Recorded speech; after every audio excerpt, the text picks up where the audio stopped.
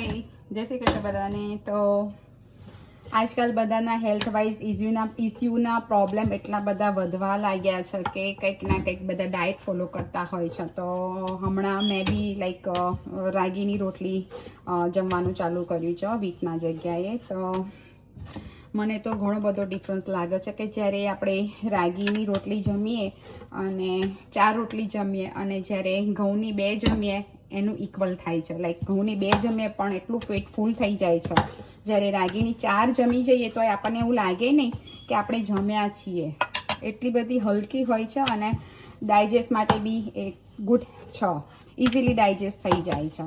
અને રામદેવ બાબા તો એવું કહે છે કે જો તમારે લાંબુ 100 વર્ષ જીવવું હોય તો ઘઉં, બાજરી અને લાઈક મિલેટ્સ ખાવાનું ચાલુ કરી દો. ઘઉં તો બિલકુલ અવોઇડ કરો. તો હવે આપણે ફોલો કરીએ છીએ અને ચાલુ કર્યું છે એમનો મિલેટ્સ ખાવાનું. અને જો આ રોટલી આપણે રેગ્યુલર રોટલી બનાવતા હોય એવી જ થાય છે. ટેસ્ટમાં બી એટલી જ સરસ લાગે છે. પણ હા, એને ગરમ ગરમ આપણે જ્યારે જમીએ તો વધારે સારું, કારણ કે પછી ઠંડી થાય ને એટલે આપણને ઘણાનો ટેસ્ટ નથી ભાવતો. પણ સારું છે. જો એનો લોટ બી કેટલો સ્મૂથ છે. તો અને હું આ રાગી દીપ કંપનીનો રાગી લાવી છું.